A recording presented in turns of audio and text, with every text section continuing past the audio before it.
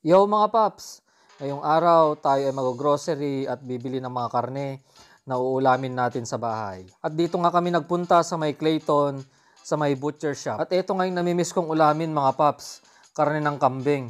Sakto yung pangpapaitan, kaso pas muna daw. Yung pang dinakdakan daw yung namimiss na ulamin ni Kams, kaya yung binili namin. Bumili na rin kami ng mga karne ng manok. At sa tapat lang ng butcher shop, may malaking Asian grocery.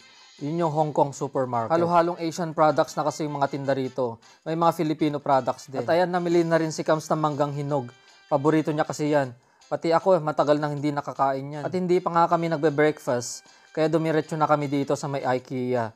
Sakto naman yung bukas nito at 10 a.m. Mura lang din yung breakfast nila dito. Yung large breakfast nila, $10 na. Pwede na. Kung maalala nyo mga paps, dun sa previous vlog ko, ganito yung breakfast natin dun sa may Francesco. Mura lang din dun. At ayan nga si Kams, takoutingin na naman. Hindi pa awat sa croissant at medallion. Pero masarap yan mga paps. Ayan mga paps, nandito tayo sa may IKEA. Breakfast. Ayan ang breakfast natin na. Kung maalala nyo, kinakain natin doon sa Francesco. Sa Perth. At ayan si Kams. Galing duty. Ano ba yan? Croissant, tinapay.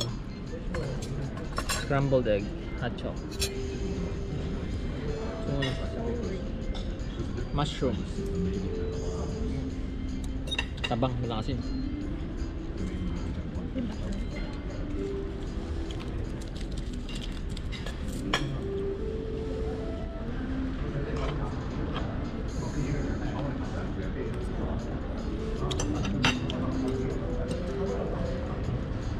Beans. Ha? Parang kailan lang kumain ako nito eh. Parang 2 days ago. Sausage. Sarap yan. Masarap. Pero hindi na prito.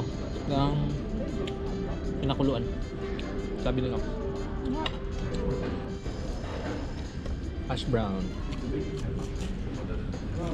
Patatas.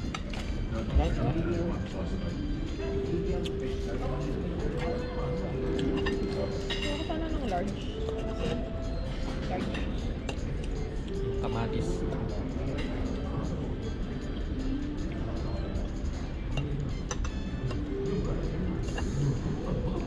Bacon.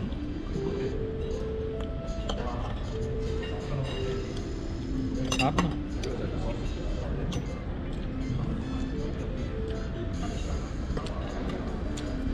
Ay muna tayo mga paps.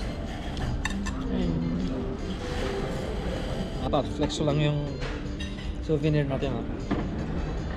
ECU. Proud to be ECU. Sige, ano? Tuloy mo. ECU, ano man tawag sa atin mga paps? ECU 1 yan. Diba? Kuwan yan.